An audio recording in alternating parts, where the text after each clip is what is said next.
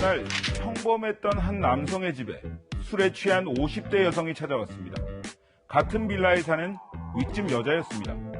그때까지만 해도 남성은 단순한 취객의 주정이라고만 생각했습니다. 이 여성의 방문이 단란했던 한 가정을 산산조각 낼 줄은 꿈에도 상상하지 못했습니다. 여성은 이상한 말을 시작했습니다.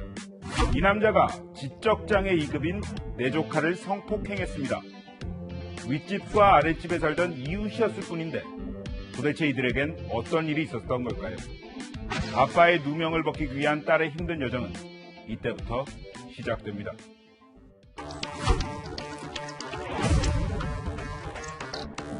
근데 아빠가 정말 얼굴부터 못 봤어요.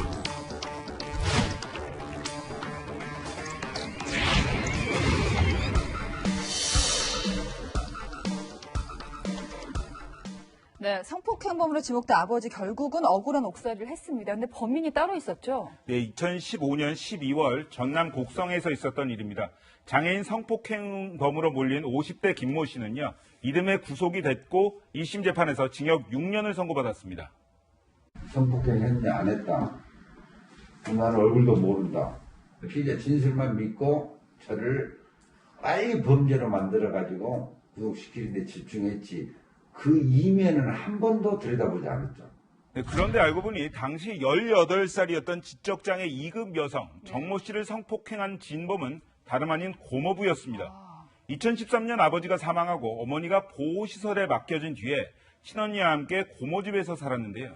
40대인 고모부가 10대 조카를 상대로 추악한 범행을 저질렀던 겁니다. 예. 그런데 이 사실을 알게 된 고모는 남편을 질책하는 대신 다른 사람에게 성폭행 혐의를 뒤집어 씌우려는 계획을 세웁니다.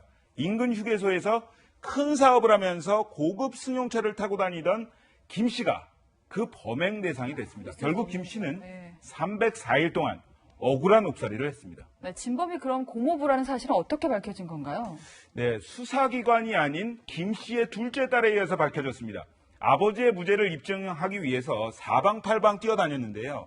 2심 재판이 시작된 2017년 여름 정 씨가 고모집을 나가서 전남 한 마을에서 남성과 살고 있다는 소식을 접하게 됩니다.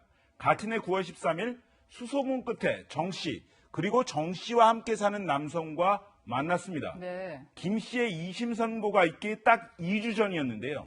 정 씨는 고모가 김 씨에게 성폭행을 당했다고 말하라고 시켰다면서 네. 안 그러면 센터를 보내거나 감옥에 집어넣겠다고 협박을 했다 이렇게 예. 털어놨습니다. 근데 이 진술을 수사기관이 받아야 되는데 딸이 한 거예요. 딸이 받은 거예요. 네, 맞습니다. 이게 문제입니다. 마음고생에 이 딸 유산까지 했다고 합니다.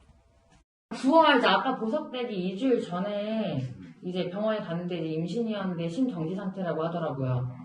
이제 그때 이제 바로 수술을 했죠. 아, 이거 몇 주 전에. 5개월이요. 네, 경찰에게도 기회는 있었습니다.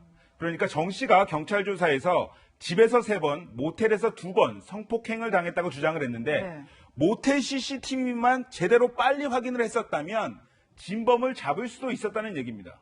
3개월 지난 시점에 CCTV를 확인을 해야겠다는 생각은 전혀 하지 않았고 이미 삭제가 됐을 거라고 당연히 생각을 했었고요. 혹시나 하는 마음에 모텔 업주나 CCTV가 저장 기간이 얼마나 되냐? 라고 물어보니까 일주일이라고 답변을 그때 받았었습니다.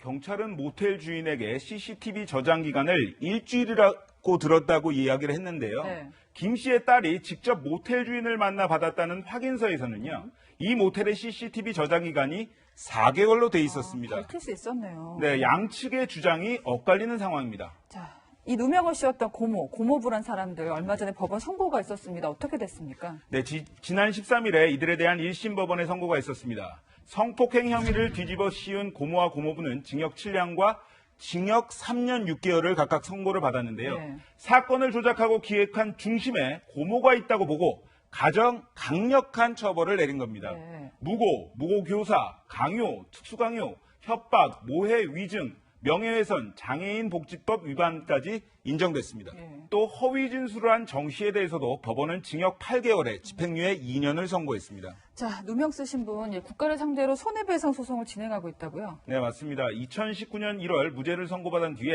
304일 구금에 대한 형사보상금 1억 원은 받았습니다. 하지만 김 씨 측은 제대로 된 사과를 받고 싶다면서 지난해 4월에 국가를 상대로 손해배상 소송을 제기했는데요.